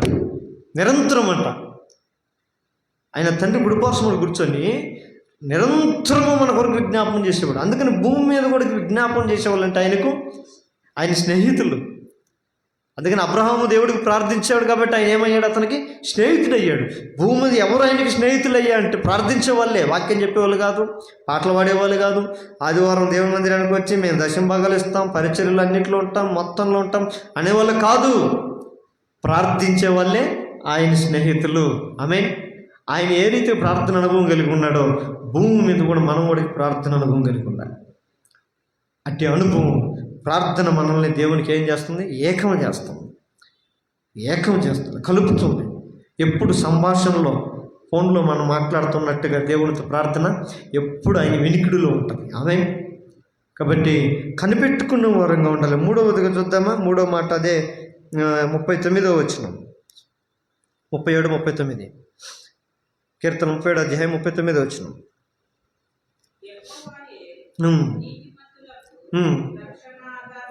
బాధ కలుగునప్పుడు చూడండి, మూడవదిగా ఆయన్ను ఆశ్రయించేవారుగా ఉండాలి. మొదటిది మర్చిపోకూడదు మన ప్రార్థన. ఎందుకు? మన దేవుడు మన కార్యాలను సఫలపరచాలి. ఆ సఫలపరచాలంటే ఏం చేయాలంటే నీ మార్గం యెహోవాకు అప్పచెప్పుకో. ఈరోజు ప్రార్థన ద్వారా మన దేవునికి అప్పచెప్పడానికి వచ్చినాం. ఏది ఉన్నాయో, సంఘం ఇంప్రూవ్మెంట్ కావాలి, నూతన ఆత్మలు కావాలి, సంఘంలో ఉన్న బిడ్డలు, కుటుంబాల్లో ఉన్న బాధలు, సమస్యలు అన్నీ తొలగిపోవాలి. వాళ్ళ మార్గాల్లో సువిశాలంగా సాగిపోతుండాలి. అలేక సొలేక సమస్యలక ప్రేమగా ఆ మార్గాలు ఎంచుకున్న వారు ముందుకు సాగిపోయేవారుగా ఉండాలని అంటే ఆ పరిస్థితులన్నీ మనం ఏం చేయాలి? దేవునికి అప్పచెప్పాలి. అప్పుడు ఆయన ఏం చేస్తాడు? మన కార్యాన్ని సఫలం చేస్తాడు. సఫలం చేయాలనంటే మనం నేర్చుకుంటున్న అంశాలు ఆయన నమ్ముకోవాలి, రెండవదిగా కనిపెట్టుకోవాలి, మూడవదిగా ఆశ్రయించేవారు ఉండాలి. ఎప్పుడు ఇక్కడ అంటున్నాడు చూడండి, యెహోవాయే నీతిమంతులకు రక్షణ ఆధారం అయ్యి ఉండాలంట. ఆయన డబ్బు కాదు, బంధువులు కాదు, లోకం కాదు, ఇంకొకటి కాదు. మనం ఎవరిని ఆశ్రయించాలి? దేవుణ్ణి ఆశ్రయించాలి. ఆయన మనకు ఆధారం అయ్యి ఉండాలి. దావీదు అంటాడు, నీకంటే ఏ క్షేమాధారం నాకు ఏది కూడా లేదు. దావీదు దగ్గరికి ఒక ఆయన వెళ్ళాడంట, కూర్చొని ఉంటే సింహాసనం మీద ధీటుగా కూర్చొని ఇట్లున్నాడంట, కాలు మీద కాలు వేసుకొని. దావీదు, గొర్రెలు కాసుకుంటున్న నీవు, గొర్రెలు వెనక తిరిగేవాడు నువ్వు, ఈరోజు నీ స్టార్ బాగుండి నీ స్టార్ తిరిగి రాజు అయ్యావు కదయ్యా. అసలు ఆ ముఖంలో ఆ టీవీ, ఆ ముఖంలో ఆనందం చూస్తుంటే ఆశ్చర్యం అయిపోతుంది. అసలుకి ఎంత ఆనందంగా ఉండటానికి నీకేంటయ్యా కారణం అంటే, ఆయన చెప్పబోయే లోపల నాకు తెలుసులయ్యా నేను చెప్తాను అన్నాడంట దావీదుతో. దావీదు అన్నాడంట, ఏంటయ్యా చెప్పు నువ్వంటే, నీకేముందయ్యా, నువ్వు క్షేమంగా ఉండటానికి నీకు సైన్యం ఉంది, నీ ఇంట్లో పనివారు ఉన్నారు, నీకు దిగులు లేదు, చింత లేదు, నువ్వు హరాముగా నువ్వు రాజ్యంలో సింహాసనం మీద కూర్చున్నా కూడా నీ సేవకులు వెళ్ళి ఇతరులతో యుద్ధాలు చేసి రాజ్యాన్ని చేయిస్తుంటారు, పేరు మాత్రం నువ్వు పొందుకుంటావు, నీకంటే ఇంకో క్షేమం కలిగిన వాళ్ళు ఎవరున్నారా, ఎంత క్షేమం నీకు ఎట్లా కలుగుతుంది చెప్పయ్యా, మనుషుల వల్లనే కదంటే, పిచ్చోడా మనుషుల వల్ల అంటావా, నా దేవుని కంటే నాకు క్షేమాధారం ఏది కూడా లేదు. సౌలు ఒకప్పుడు దావీదుకు ముందుగా రాజుగా ఉండి ఎందుకు నెట్టివేయబడ్డాడయ్యా అంటే, యుద్ధం జరుగుతుంటుంది. ఆ రోజుల్లో యుద్ధం జరిగేటప్పుడు యుద్ధానికి ముందు ఏం చేసేవాళ్ళు, బలి ఇచ్చేవాళ్ళు. ఇశ్రాయేలీయులు ఫిలిష్తీయులు కలిసి ఉన్నారు, దైవ సేవకుడు వచ్చి ప్రార్థన చేస్తేనే కానీ బలి ఇవ్వకూడదు. ఈ దైవ సేవకుడు ఏం చెప్పాడంటే, మీరందరూ యుద్ధానికి వెళ్ళి బలిపశువుని తీసుకొని ఇలా సిద్ధంగా ఉండండి, నేను వస్తాను, మీరు బండి అని చెప్పి పంపించాడంట పాస్టర్ గారు. సౌలు బలిపశువుని తీసుకొని సైన్యాన్ని తీసుకొని ఆ యుద్ధ రంగంలోకి పోయినాడు. అవతల బలి ఇచ్చేశాడు. ఈయన మనోడు చూస్తున్నాడు, పాస్టర్ ఇంకా రాలా, లేట్ అయిపోయింది, టెన్షన్ పడుతున్నాడు. ఇంకా అరే ఇప్పుడున్నట్టు ఫోన్ చేయరా, ఫోన్ కొట్టనరా, ఎక్కడుండో పాస్టర్ పిన్న అని దానికి ఫోన్లు లేవు. ఒక మనిషిని ఎవరన్నా పంపించాలన్నా ఎత్తుక్కోవాలి, ఆయన ఎక్కడ ఉంటాడో తెలియదు, ఆయన దేవుడితో ఎక్కడ నడిపించుంటాడో ఎక్కడేం మాట్లాడుతుంటాడో తెలియదు. ఇక కలత చెందేశాడు. మేము ఇంకా సేఫ్టీ క్షేమం అయిపోయింది, ఇంకా ఫిలిష్తీయులు చూస్తే బలి అర్పించేశారు, ఇంక యుద్ధానికి వచ్చేస్తారు, మనం ఆలస్యం చేస్తే మనందరం నశించిపోతాం అని చెప్పి సేవకుడు రాకముందుగానే ఏం చేశాడు ఆయన, కత్తెత్తుకొని రండిరా అని చెప్పి ఆ బలిపోషణ నేనే బలిచ్చేసి ఇంక యుద్ధానికి సిద్ధంగా అంటాడంట. ఇంకా ఆ టయానికి అప్పుడే మన పాస్టర్ ఎంట్రీ అయిపోతాడు. సౌలా, నువ్వు చేసిన పిచ్చి పని ఏంటి అంటే, నేనేం చేశానయ్యా, నువ్వు రాకపోవడం ఆలస్యం అయ్యాలకి నేను భయపడి, ఏమన్నాడు, నేను భయపడి అంటాడు. ఇంక అయిపోయి, ప్రజలు ఎక్కడ చెదిరిపోతారో, ప్రజలు ఎక్కడ నన్ను విడిచిపెట్టిపోతారో, శత్రులు ఎక్కడ ఓడిపోతామో అని నేను భయపడి నేనే బలిచ్చానంటే, నువ్వెప్పుడైతే దేవునికి భయపడక మనుషులకు భయపడావో అయిపోయింది పోనీ కథ అని చెప్పాడంట. అయిపోయి అయితే దావీదు రాజు అయిన తర్వాత దేవుడు కూడా ఆయన అడిగి ఉండొచ్చు, ఏమని, దావీదు ఇంకేమి, ఇంకా నా అవసరం నీకు లేదనుకుంటా, నువ్వు రాజు అయ్యావు, ఇప్పుడు నీ కింద పనిచేసే యోధులు ఉన్నారు, యుద్ధం చేసే బలవంతులు ఉన్నారు, ఇక నాకు నీ అవసరత నాకు లేదేమో, నీ సేఫ్టీ నీ క్షేమం నీకు అంత బాగుంది కదా అనుకుంటే ఆయన అంటాడు, దయచేసి ఆ మాట వద్దు ప్రభువా, నాకు ఆ మాట వద్దు, నాకు ఎవరి వలన రక్షణ కలగదు, రక్షణ యెహోవా అధీనం, దేవునికి మహిమ కలుగును గాక, మనుషుల వలన కాదయ్యా నాకు రక్షణ. సౌలుకి ఈయనకి తేడా చూడండి ఎట్లుంటుందో, నా రక్షణ నీవే. ఈ రోజుల్లో ఒక క్రైస్తవుడిగా, ఒక దేవుని నమ్ముకున్న విశ్వాసిగా, దేవుణ్ణి ఆశ్రయించే మాటలు ఇలాంటి మాటలు ఉండాలి. మనం దేవుని దగ్గరకు వచ్చి నాకు ఏదైనా బాధ నొందినప్పుడు, బాధ కలిగినప్పుడు ఆయనే వారికి ఆశ్రయం. మనం బాధ వచ్చినప్పుడు ఈ మాటలు అంటామా? బాధ కలగటానికి ఎవరినో చూపించి, వీడి వల్ల నాకు బాధ, ఈయన వల్ల నాకు బాధ, ఈమె వల్ల నాకు బాధ, వీళ్ళ వల్ల నాకు బాధ అని చెప్పి వాళ్ళని నిందిస్తాం. మనుషులను నిందించడం ఆపి మనం ఏం చేయాలంట, దేవుణ్ణి ఆశ్రయించే వరంగా ఉందుముగాక. ఆమె అందుకని నేను అంటాడు, వాళ్ళని కూడా చెప్తా ఉంటాడు మాట. చూడండి, అదే 37వ కీర్తనలు అంటాడు, 7వ వచనం లైన్లో కింద చూడయ్యా, తన మార్గమును వర్ధిల్లు వాడిని చూసి వ్యసనపడకము, దురాలోచనలు నేర్చుకున్న వాడిని చూసి నీవు వ్యసనపడకము. వాళ్ళని చూసి మనం ఏం చేయకూడదంట, వ్యసనపడకూడదంట. అంత మాత్రమే కాదు, వాళ్ళని చూసి వ్యసనపడక, భయపడక, కలత చెందక ఉండాలంట. ఎందుకంటే మనల్ని ఇబ్బంది పెట్టేవాళ్ళు, మనల్ని బాధ పెట్టేవాళ్ళు, మనల్ని శ్రమ పెట్టేవాళ్ళు, మనల్ని కఠిన బాధలు కలుగు చేసేవాళ్ళు, మనల్ని ఏడిపించేవాళ్ళు, మనకు దుఃఖం కలుగు చేసేవాళ్ళు చూసి మనం ఏం చేయకూడదు, వ్యసనపడకూడదు. అందుకని పగ తీర్చుకొనక మీరేం చేయాలంట, దేవునికి మీ ఆత్మను అప్పచెప్పుకోండి. దావీదు దేవుణ్ణి ఆశ్రయించాడు. తన మార్గమును ఎద్దులాగా మలిచిన గొల్లియెత్తున్నాడు.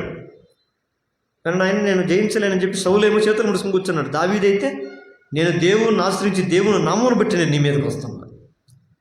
దేవుని గొప్ప చెప్పుకున్నాడు ఆయన. బాధ నొందిన వారు ఆయనను ఆశ్రయించాలి. ఒక క్రైస్తవుడా, నువ్వే బాధలో ఉన్నావు, ఏ శ్రమలో ఉన్నావు, ఏ వేదనలో ఉన్నావు, ఏ అవమానాలను ఎదుర్కొంటున్నావు, నువ్వు ఆశ్రయించాల్సిన్నది స్థానం ఏంటో దేవుడు చూపించాడు. అదేంటంటే బాధలో ఆయన్ని ఆశ్రయించేవారుగా ఉండాలి. ఆయన ఆశ్రయిస్తే ఆయన ఏమిస్తాడు? ఆదరణ ఇస్తాడు, ధైర్యం చెప్తాడు, బలపరుస్తాడు, సంతోషం ఇస్తాడు, విశ్రాంతిని ఇస్తాడు. అందుకని ఆయన్ను ఆశ్రయించేవారుగా ఉండాలి. కష్టం వచ్చిన బాధ, ఎందుకని దినవృత్తాంత గ్రంథంలో సొలొమోను దేవాలయమును కట్టాడు. దేవాలయమును కట్టి అంత అయిపోయిన తర్వాత ఒక ప్రార్థన చేస్తాడు. ఏమని? ప్రభా, నీ కొరకు కట్టిన ఈ ఆలయం ఏ పాటిదయ్యా అంటాడు.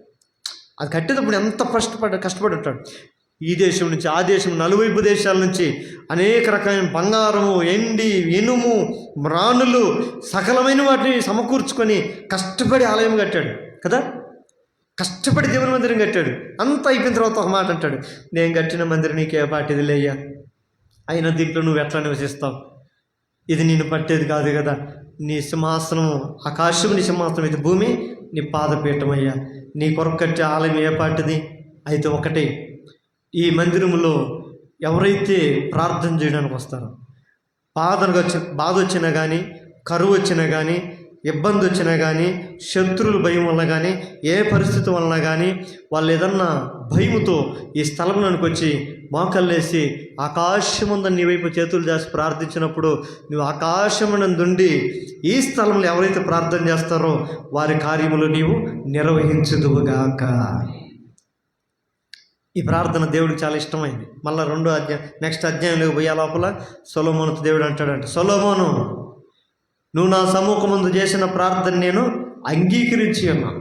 చిమట కొట్టిన, కరువు వచ్చిన, బాధ వచ్చిన, శత్రు భయం వచ్చిన, రోగం వచ్చిన, ఏదొచ్చినా కానీ ఎవడైనా సరే ఆడ మాట అంటాడు. ఆ మాట అది ఇంపార్టెంట్.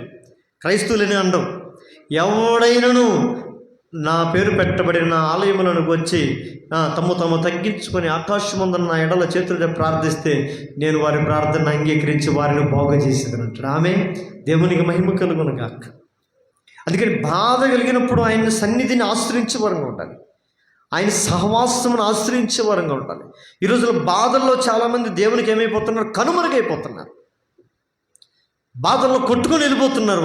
వరద బాధితులు, వరదలు వచ్చి ఏమి చేస్తాయి? కొట్టుకుని పోయినట్టుగా వరద బాధితులు అంటారు వాళ్ళు. ఈ రోజుల్లో బాధితుల వల్ల, బాధల వలన, కొన్ని సమస్యల వల్ల సాతాను వేసే అగ్ని బాణములను కొట్టబడి కొంతమంది వెళ్ళిపోతున్నారు. దేవుని కొరకు సాక్షికరంగా నిలబడాల్సి ఉన్నవారు, దేవుని కొరకు ధ్వజస్తంభంగా నిలబడాల్సి ఉన్న వాళ్ళు కూలిపోయి ఉన్నారు. అందుకని ఆ యెరూషలేమును అంత గొప్పగా దేవాలయమును కట్టుకుంటే నెబుకద్నెజరు బబులోను దేశం నుంచి వచ్చి యెరూషలేము మీద దాడి చేసి ఏం చేశాడు? దేవాలయం అంతా ఏం చేశాడు? తుత్తు నీలుగా పగలగొట్టాడు. అక్కడున్న స్తంభములను కూల్చివేశాడు. ఈరోజు దేవుని మందిరములో ఒక స్తంభములుగా ఉండాల్సినటువంటి మనం, దేవుని ఆలయములో దేవుని కొరకు ఒక ధ్వజస్తంభంగా నిలబడాల్సినటువంటి మనం, సాతానైన నెబుకద్నెజరైన సాతాను ఎట్లయితే ఆ దినమున యెరూషలేము మీద దాడి చేశాడో, ఈరోజు సంఘం మీద కూడా సాతాను దాడి చేసి సంఘంలో బలమైన వారిని ఏం చేస్తాడు? కూల్చేస్తాడు. అందుకని అక్కడున్న బలమైన వాళ్ళందరినీ చెరపట్టి బబులోను దేశానికి బానిసలుగా ఉండడానికి తీసుకొని పోయాడంట. ఈరోజులో సంఘంలో యవనస్తులు, సంఘంలో యవన బలం. అందుకని దేవుడు అంటున్నాడు, యవన కాలంలో పుట్టిన కుమారులు బలవంతుని చేతుల్లో బాణములు అంటే వారు. మన సంఘంలో దేవుడు మాత్రం బలవంతులు యవన కాలంలో ఉండే వాళ్ళు ఎక్కువగా ఉన్నారు. కానీ ఈ యవనస్తులు దేవుని కొరకు ఎంత ఉపయోగపడుతున్నారు? దేవునికి ఉపయోగపడేది ఎంత, సాతానికి ఉపయోగపడేది ఎంత? దేవునికి తక్కువ కదా. అదే యవనస్తులు మనసు కనిపెడితే కీబోర్డులో వాయించవచ్చు. మన కాంగు కొట్టేవాళ్ళు లేరు మన మందిరంలో ఇప్పటికీ. అంటే ఇటు పట్ల ఏం లేదు వీళ్ళకి. నెబుకద్నెజరు రాజు దాడి చేసి వాళ్ళందరిని చెరపట్టుకొని వాడిని బానిసలుగా చేసుకున్నట్లుగా, అంటే సాతాను కింద తొత్తులుగా మారిపోయినారు. దేవుని కొరకు పనికి వెళ్ళాల్సినటువంటి పాత్రలో సాతాను ఏం చేశాడు? వాళ్ళని రాజ్యములు చేర్చుకునేసినాడు. అందుకనే దేవుని సంఘంలో మనం ఎలా ఉండాలి? బలం కలిగిన పాత్రల వల్ల మనం ఉండాలి. యవన కాలంలో దేవుని మందిరంలో యవనులు ఎలా కనపడుతున్నారంట? రాజు యొక్క కిరీటంలో రత్నముల వలె కనపడుతున్నారు. రత్నాలు ఎట్ట మెరుస్తుంటాయి ఎండబడితే, ఎట్టబడితే బా షైనింగ్, కళ్ళు షైనింగ్ కొడతాయి మనకు ఒకసారి చూస్తే కదా. యవనస్తులు దేవుని సంఘములో కూడా క్రీస్తుని శిరస్సు మీద కిరీటం ఉంచబడితే ఆ కిరీటంలో రత్నాల వలె యవనస్తుల సంఘములో ఉండాలి. ఆమె అట్లాంటి ప్రకాశించే జీవితం పోయి ఏమైపోయింది? చీకటి. దేవుని కొరకు మనం ప్రకాశించాలి. అందుకని మీ వెలుగు లోకములో ప్రచురింపనీయుడి. చీకటిలో ప్రకాశించే జ్యోతుల వల్ల మనం ఉండాలి. అందుకని జీవం కలిగిన దేవుని సంఘములో అనేకులు సాతాను వారిని బాధిస్తుంది. వారి కష్టాలు, వారి బాధలు, వారి ఇబ్బందులను బట్టి వాళ్ళు ఆలోచించుకొని దేవునికి దూరంగా తమ బాధలే తమకు దైవముగా మారిపోయి వాటిల్లో కొట్టుమిట్టాడుతున్నారు. ప్రియమైన దేవుని బిడ్డలారా, దేవుని కార్యము కొరకు మన జీవితంలో జరగాలనంటే క్రీస్తును మనం ఏం చేయాలంట? ఆశ్రయించే వారంగా ఉండాలి. ఆయన మనకు ఆశ్రయమై ఉండాలి. చివరిగా ఆఖరి మాట చూసుకొని మన ప్రార్థనలోకి వెళ్దాం. 40వ వచనం.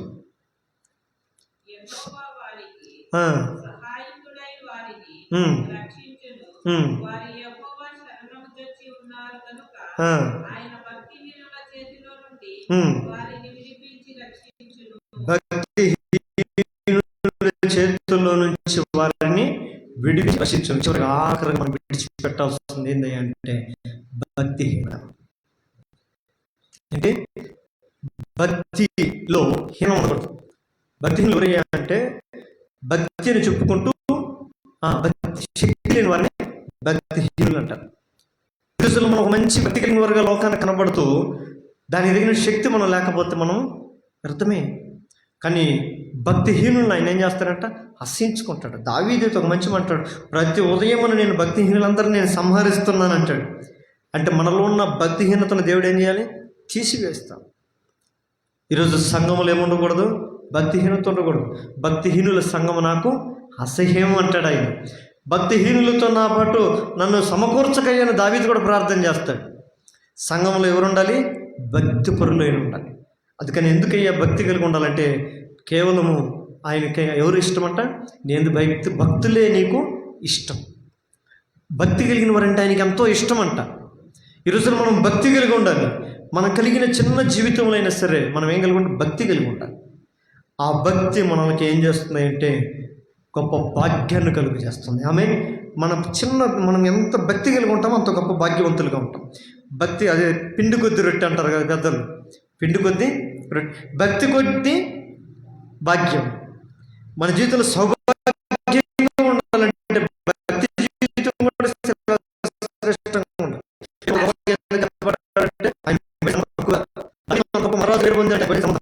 గొప్ప గొప్ప శ్రమలు వేయించారు. యేసు ప్రభు కూడా తన శిష్యులతో అన్నాడు, ఇదిగో జయించు వారి నాతో పాటు సింహాసనం మీద నేను కూర్చుండబెట్టుతాను. ఎవరు ఈ బలిపీఠం మీద ఎవరు ఉండాలి? దేవుని మందిరములో పనిచేసేవారుగా, పరిచారకులుగా ఉండాలి. ఏ పరిచర్య చేయకుండా, ఏ పని చేయకుండా బలిపీఠం మీద వాక్యానికి ఎక్కేవాడు ఎప్పుడు కూడా దేవునికి ఇష్టడు కాడు. ఈరోజు అవన్నీ లేకుండా కొంతమంది పాస్టర్లు అయిపోతారు. మందిరంలో ఏ పరిచర్య చేయరు. ఒకరోజు కసువడరు, ఒకరోజు చాపలేరు, ఒకరోజు అన్ని వారకోడికలకు రారు, దేనికి రారు. బలిపీఠం మీద ఏం చేయాలా? వాళ్ళ టాలెంట్ చూపించాలా. మాకు వాక్యం చెప్పేకి వచ్చండి, మేము వాక్యం చెబుతాం. పరిచారకులే ప్రవక్తలుగా దేవుడు మార్చుకుంటాడు. సమూయేలు దేవుని సన్నిధిలో పరిచారకుడిగా ఉన్నాడు బాల్యము నుంచి. తర్వాత ఏమయ్యాడు? ఆయన ప్రవక్తగా అయ్యాడు. దేవుని మందిరంలో రాబోయే రోజుల్లో ఒక దైవ సేవకుడిగా నువ్వు అభిషేకించబడాలి అంటే, దేవుని చేతిలో ఉన్నతమైనటువంటి పాత్రగా వాడబడాలనంటే మొదటగా మనం ఏం చేయాలి? ప్రమోషన్ ఎప్పుడు వస్తుంది? మంచిగా పనిచేస్తే ప్రమోషన్ వస్తుంది. పని చేయకుండా ఒకేసారి పోతే ప్రమోషన్ వచ్చేస్తుందే? అవ్వదు. దేవుని మందిరంలో అంతే. అందుకని నమ్మకమైన వారికి మెండైన దీవెనలు కలుగుతాయి. మనం నమ్మకంగా పనిచేసేవారుగా ఉండాలి. భక్తి కలిగిన వారు ఆయన్ని ఎప్పుడు ఏం కలిగి ఉంటారు? ఆయన కార్యాల పట్ల ఆశ కలిగి ఉంటారు. ఆయన మందిరం పట్ల ఆశ కలిగి ఉంటారు. ఆయన మందిరం పరిచర్య పట్ల ఆసక్తి కలిగి ఉంటారు. భక్తి కలిగిన స్త్రీలు కొంతమంది వెళ్ళి యేసుప్రభు సమాధిని తీసుకొని శవాన్ని తీసుకొని పోయి సమాధిలో పెట్టారంట. అసలు ఆ పేరు భక్తి కలిగిన స్త్రీలను కొంతమందిని రాయించాడు దేవుడు. అంటే మొగోళ్ళంతా ఎట్టబోయారు అప్పుడు. మళ్ళీ యేసుప్రభుని తర్వాత రోజు మూడో రోజు ఆయన వెళ్ళేటప్పుడు, సమాధి దగ్గరికి వెళ్ళేటప్పుడు అత్తరు, తైలము అన్నీ తీసుకొని శిశువుల కంటే ముందు వీళ్ళు ఏం చేశారట, భక్తి కలిగిన స్త్రీలు కొంతమంది ఉదయాన్నే పెందల కడనే యేసుప్రభు సమాధిని దర్శించడానికి వెళ్తూ ఉన్నారంట. బైబిల్లో రాయించడానికి దేవుడు ఏమన్నా వెనకాడా? స్త్రీల గురించి రాయకూడదు, వెనక పెట్టండి పక్కన అన్నాడా? లేదు. ఏ భేదము లేదు, దేవుడికి పక్షపాతం లేదు. ఆయన సన్నిధిలో ఎవరైతే నమ్మకమైన పరిచర్య చేస్తారో వారిని దేవుడు ఖచ్చితంగా నిలబెట్టుకుంటాడు.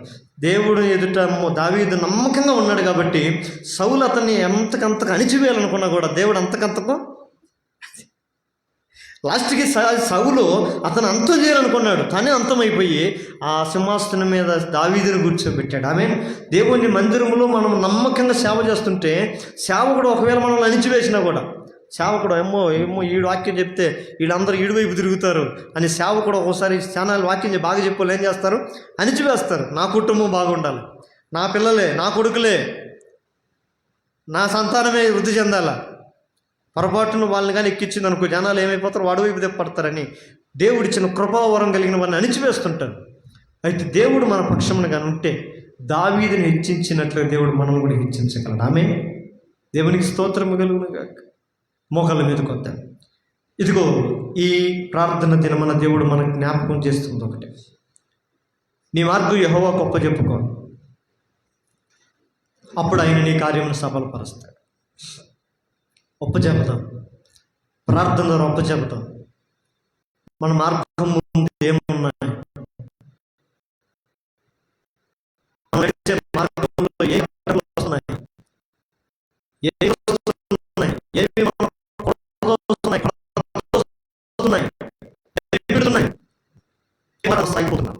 ఒక్కటి, వాటితో నువ్వు పోరాడద్దు, వాటితో నువ్వు యుద్ధం చేయొద్దు, వాటితో నువ్వు ప్రయాసపడదు. ఒక్కటి మాత్రం చేయమని దేవుడు అంటున్నాడు.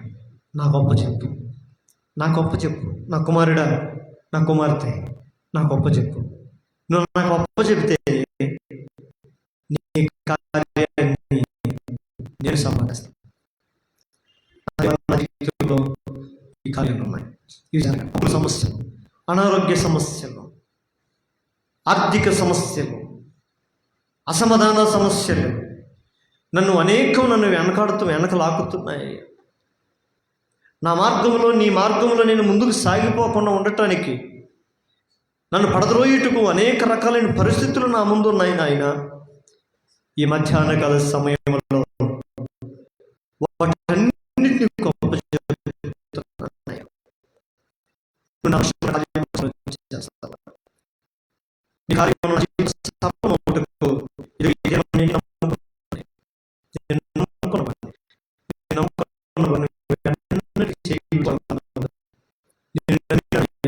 చూడు నా పరిస్థితి, నా జీవితం చూడు, నా కుటుంబం చూడు, నేను నమ్మి నేను ఏ సమస్యలో చిక్కుకుని నన్ను చూడు.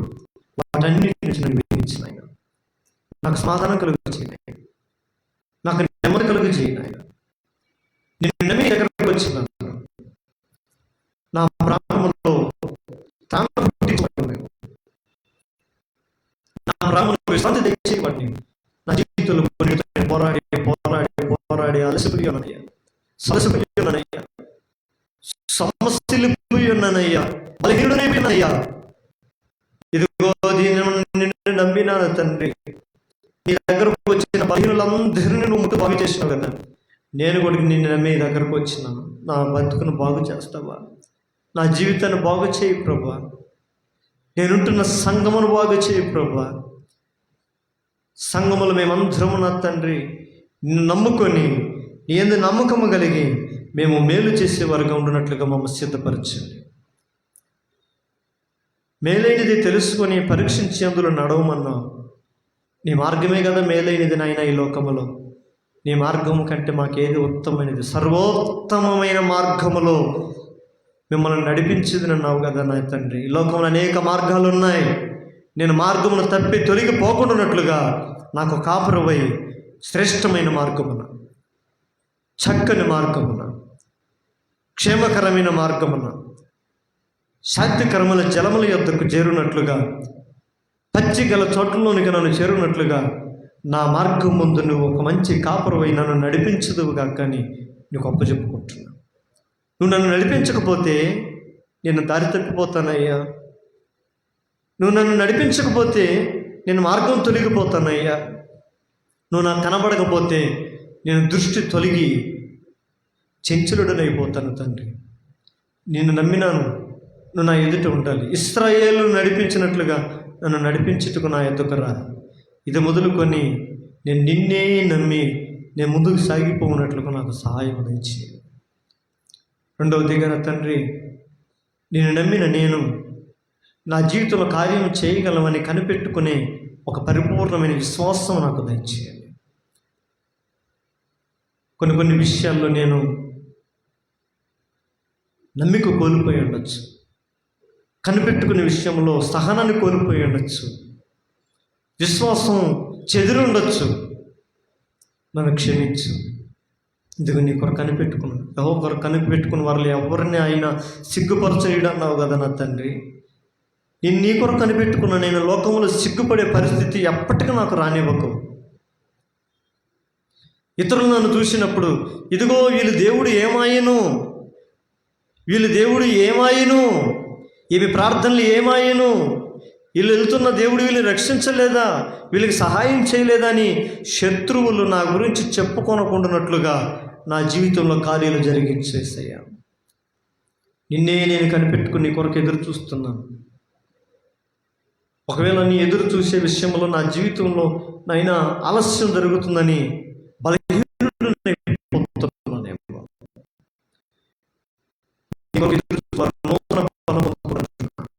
నా జీవితం కార్యం నన్ను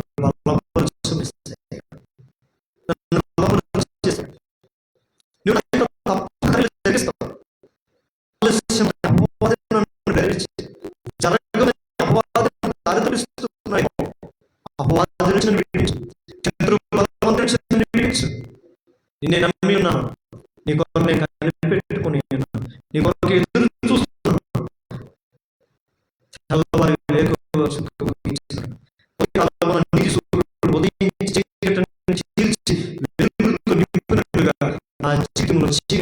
నా జీవితంలో శ్రమలను, నా జీవితంలో అప్పులను, నా జీవితంలో అనారోగ్యములను, నా జీవితంలో అసమాధానములను, నా జీవితంలో పరిస్థితులని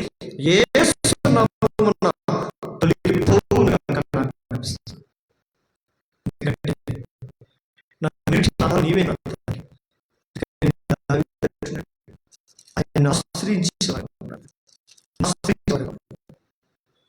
నా రక్షణ ధరం నీవే, ఇది మొదలు నా ఆధారం నీవే. అనుకుంటున్నా చింతలు వేస్తున్నాను.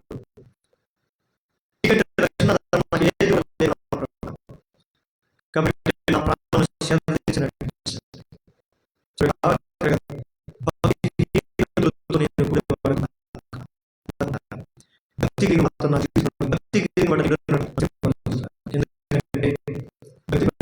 కేవలం ఆయన ఇష్టమైన భక్తి జీవితం నాలో ఉండేటట్లుగా, ఆ భక్తి చేత నేను ఇతరులను రక్షించినట్లుగా, ఆ భక్తి చేత ఇతరులను శరీరం నడిపించినట్లుగా, కొన్ని భక్తి కలిగిన వాడు ఏ రీతిలో ప్రార్థన చేసి ఆ అనేకుని తన ఇంట సమకూర్చినట్లుగా సంఘంలో, సమాజంలో, కుటుంబంలో నేను భక్తిని కలిగి అనేకులను రక్షించి నీ కొరకు నడిపించట్లో సమర్థత కలిగినట్లుగా భక్తి జీవితాన్ని నాకు దయచేయమని నువ్వు ప్రార్థన చేస్తే ఆయన నీ కార్యములన్నింటినీ సఫలపరచడమే కాదు, ఈ లోకంలో నిన్ను ఒక శక్తి కలిగిన దేవుడు నిలబెట్టగలడు. అట్టి కృప, అట్టి దండిత దేవుడు మనందరికీ దయచేయను గాక. ప్రార్థన చేసుకుందాం.